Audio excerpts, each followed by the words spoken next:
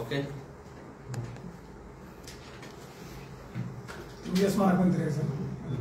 Role. नमस्कार, मी doctor Rahul फुले, आरोग्य मित्र भूमपरांडावाशी. मागील 5-7 महिन्यापासून आम्ही या भागामध्ये भूमिपुत्र असल्यामुळे आम्ही विविध प्रकारचे समाज उपयोगी कार्यक्रम सुरू केले होते आणि जनतेचं, गोरगरीब जनतेचं असलेलं प्रेम उत्तरोत्तर वाढत चाललेलं आहे.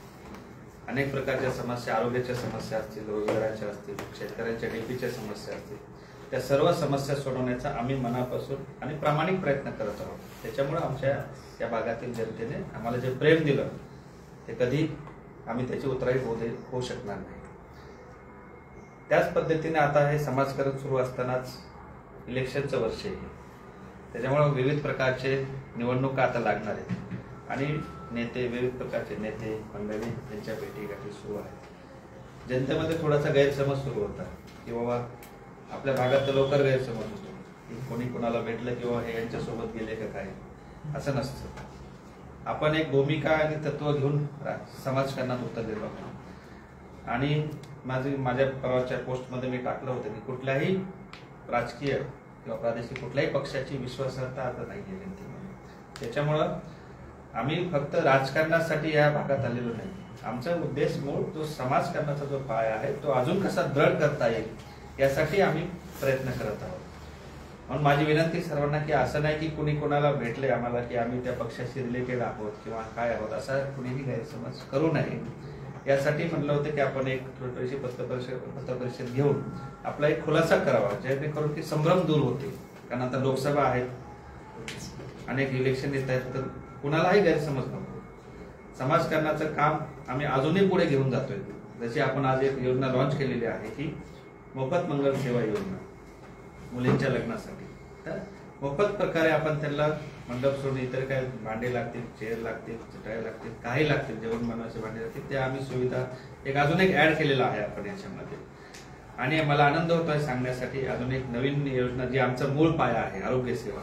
जसं आपल्याला आता हॉस्पिटलचं बी काम सुरू करायचंय, पण तत्पूर्वी मागणी इतकी प्रचंड आहे, काही पत्रकार बंधूंनी आम्हाला मागणी केली होती की मी 5 मार्च पासून आपल्या भूममध्ये पहिलं 1 रुपी क्लिनिकची सुरुवात करतोय.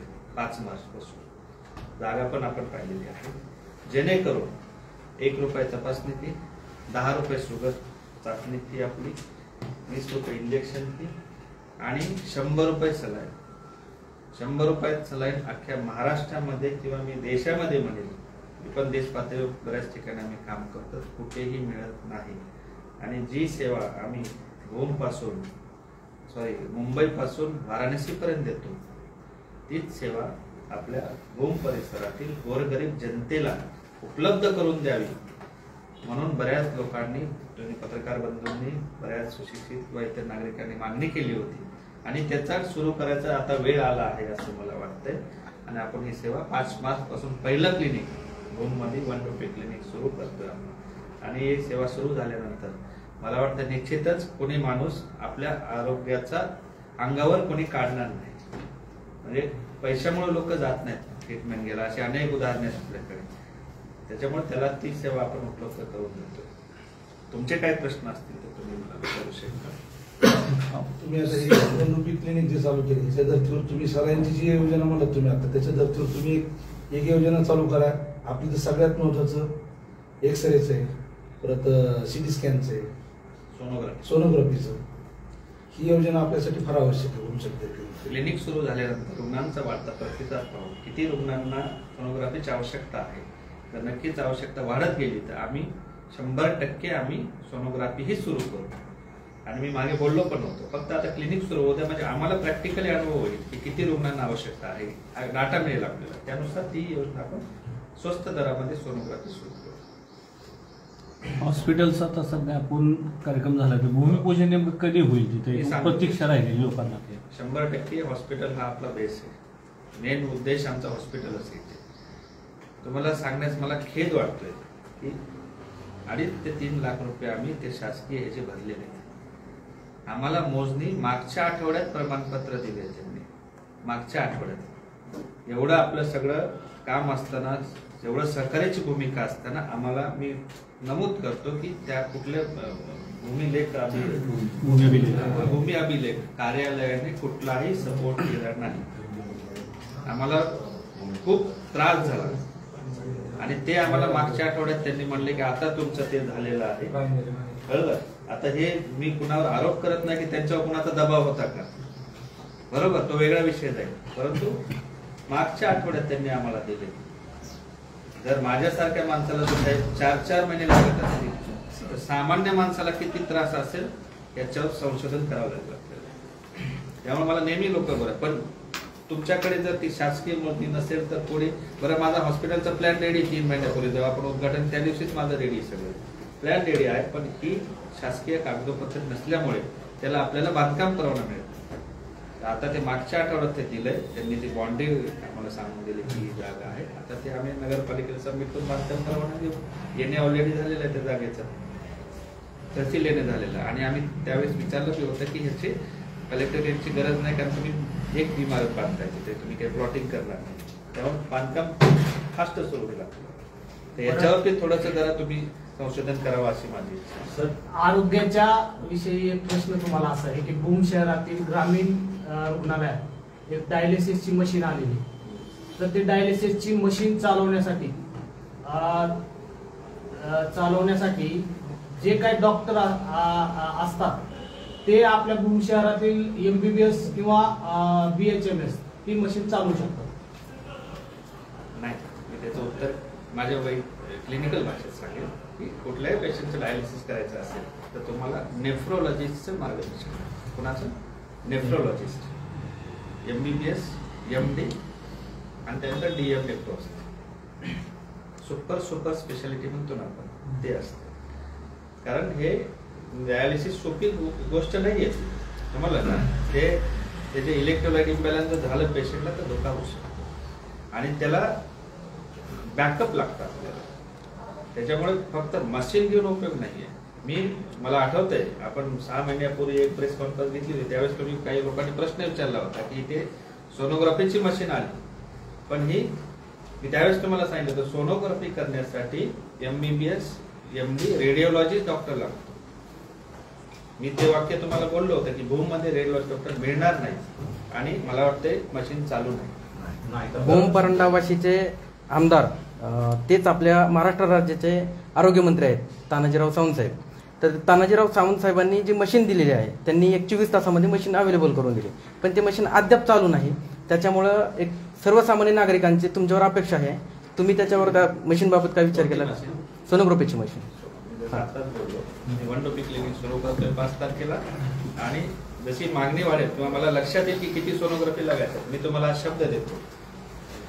सोनोग्राफीची मशीन भूम मध्ये नवीन आणून सुरू पहिली आपणच करणार, कारण लोकांची मागणी आहे. फक्त मला त्याचा डाटा कळू द्या की किती आहे, कारण ते खर्चिक बाब आहे सगळीच. कारण ते रेमडी डॉक्टर आपल्याला बाहेर आणावं लागणार, त्याचे सगळे आपल्याला पगार द्यावा लागणार. फक्त त्याला मला 1 महिना स्टडी करू द्या. 1 महिन्यानंतर मी तुम्हाला इथं सोनोग्राफी उपलब्ध करून देतो. नेफ्रोलॉजिस्ट, माझी विनंती, जे काही कोणी अधिकारी असतील वैद्यकीय अधिकारी, कारण डायलिसिस म्हणायला सुद्धा जर एखाद्याचं काही झालं तर ती जबाबदारी घेण्यासाठी कोणी आहे का कोणी? त्यामुळे सुशिक्षित लोकांनी याचा विचार करा, चांगलं आहे. तुम्ही 50 डायलिसिस मशीन आणा किंवा इतर काही आणा, परंतु थोडंसं जरा त्याला त्या प्रकारचे डॉक्टर पण उपलब्ध करून द्यावेत, ही लोकांना सोय करून द्यावी ही वाटते. सर, मी एक पोस्ट केली होती की राजकारणात विश्वास राहिली नाही, तुम्ही आता समाज कार्याचं काम चालू होतं. आजपर्यंत जे तुम्ही कामं केली होती ती राजकीय अप्रोचच्या दृष्टीने केली होती का समाजाच्या दृष्टीने केली होती? बघा, राजकीय हेतूनेच कामं करावं असं काही नाही, म्हणून ते मी काल परवा माझ्या ह्याला मी टाकलेलं आहे.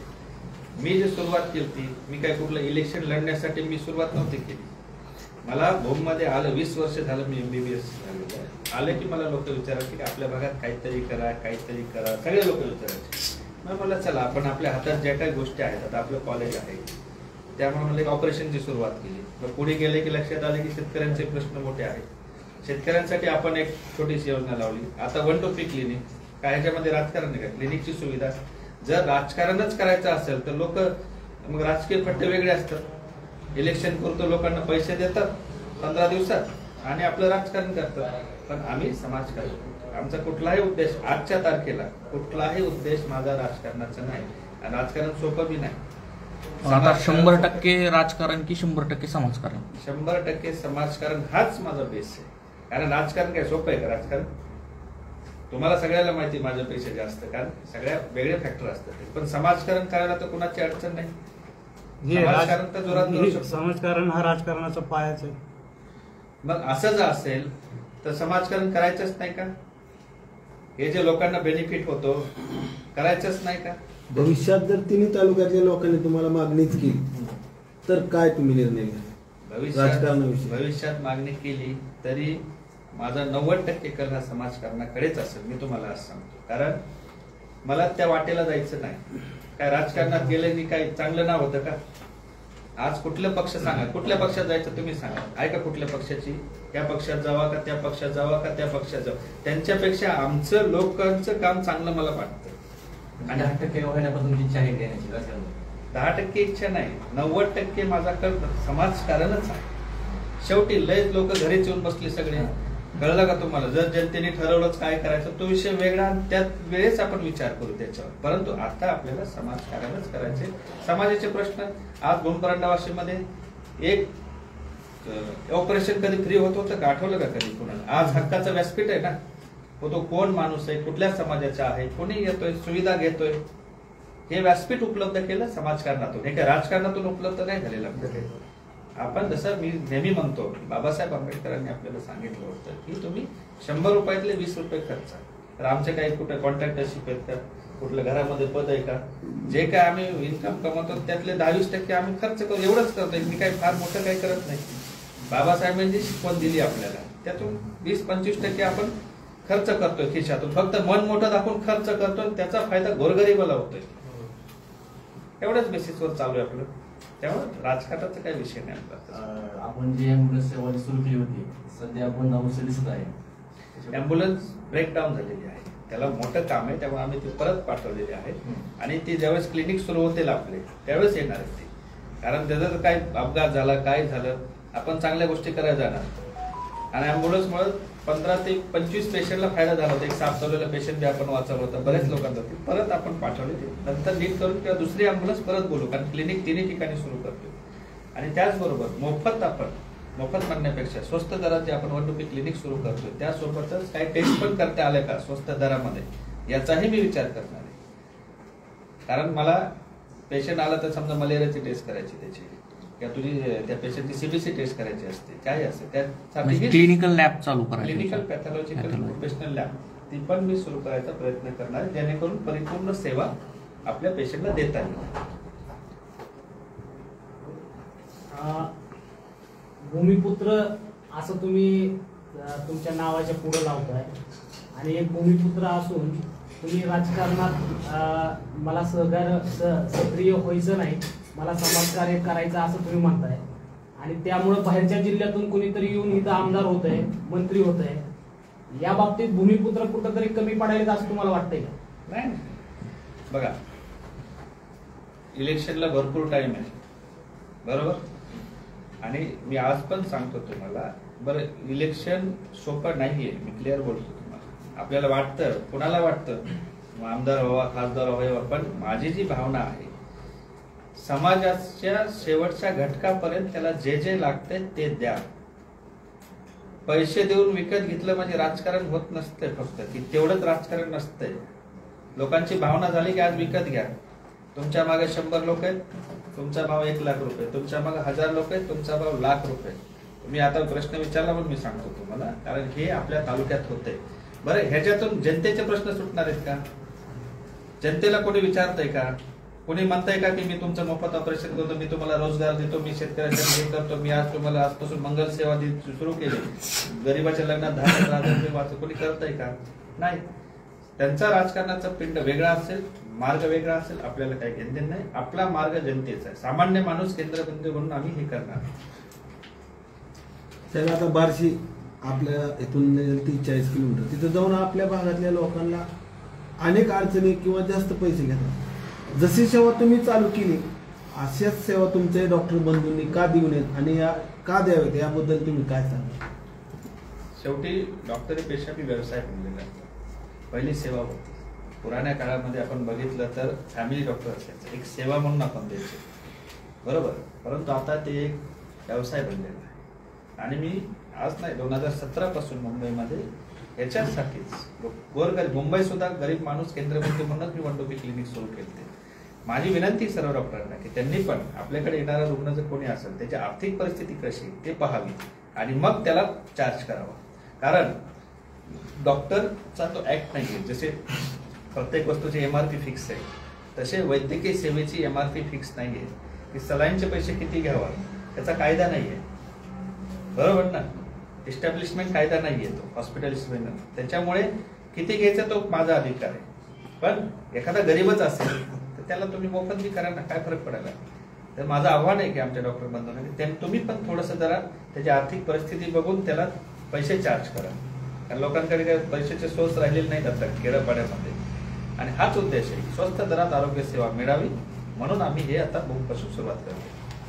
की डोळ्यांची तपासणी आणि त्यांच्या ऑपरेशनच्या बाबतीत एक आपण उल्लेख केला होता की भूममधनं कॅटरॅक्टचे ऑपरेशन गाडी करणार जातील आपल्या इथं. पण तसे बरेच आता पेशंट इथं आहेत, त्यांच्यासाठी काय सांगाल? असतील तर 50-100 रुग्ण असतील आपल्याकडे कॅटरॅक्टचे, तर आम्ही आमच्या हॉस्पिटलची गाडी मागून घेऊ आणि त्यांचं ऑपरेशन करून वापस पाठवू. फक्त ते बल्कमध्ये असावेत, म्हणजे ते गाडीमध्ये 40-50 लोक बसतील. आता ह्या लाईव्हच्या माध्यमातून आपणच असं सांगू शकताय की असं संपर्क करा किंवा तुम्ही ती काउंट करू शकता. जर कोणी पेशंट असतील, कारण खेड्यापाड्यात आहेत बरेच मध्ये, तर तुम्ही आमच्या वनडोपी क्लिनिक किंवा आमच्या संस्थेच्या कार्यालयाशी संपर्क साधा, नोंदणी करा.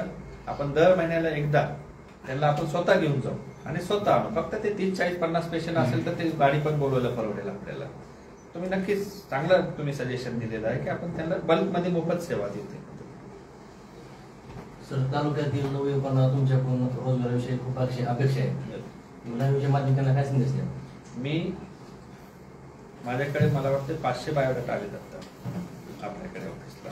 वेगवेगळ्या प्रकारचे जॉबची मागणी आहे आणि मी संबंधित कंपनीशी पण बोललेलो आहे. फक्त काय होतं, मी जी योजना आणली होती ती थोडासा वेळ लागला की इथे HR यायला बसायला तयार नाही, कारण ते कंपनीचे लोक असतात. 4 दिवसाचा एक आपण चांगला रोजगार मिळावा, इथेच राहू. आता मला माहित नाही, जर आचारसंहिता लवकर लागली तर करता येणार नाही आपल्याला हा कार्यक्रम. पण लोकसभा झाल्यानंतर पहिलं काम माझं जे राहिलेलं आहे पेंडिंग, मी सांगतो, स्पष्ट सांगतो की रोजगार मेळावा इथं आपण ठेवू आणि 1000-2000 युवकांना आपण जे काही टोकन बायोडाटा येतील आपल्याकडे त्यांना आपण इथूनच नियुक्तीपत्र देण्याचं 100% काम करू. आता आम्ही असं समजायचं का की तुम्ही समाजसेवा करत असताना ज्या काही राजकारणाच्या ज्या काही निवडणुका लागणार आहेत त्यात तुमची किंग मेकरची भूमिका असणार आहे का? नाही, आता तर बघा, लोकसभेची निवडणूक एवढी होती. आपण साहेब एकदम साधा सिंपल माणूस आहे. आपल्याकडे किंग मेकर नाही ना किंग पण नाही. आपल्याला कुणाला पाठिंबा बी द्यायचा नाही आणि कुणाच्या विरोधात बी काम करायचं नाही. माझी न्यूट्रल भूमिका राहणार आहे. त्याच्यामुळे तुम्ही 2-4 ऑपरेशन घेऊन या, अजून कुठले तरी ते नक्की करून देऊ. कुठल्याही राजकीय नेत्यांनी जर माझ्याकडे आले तर मी त्यांना तेच सांगतो की तुम्ही गोरगरीब पेशंट जर असतील तर माझ्याकडे आणा. परंतु सध्या मी कुणाला विरोधात पण नाही आणि कुणाच्या सोबत पण नाही. समाज एकच केंद्रबिंदू बघून आपण पुढे जातो.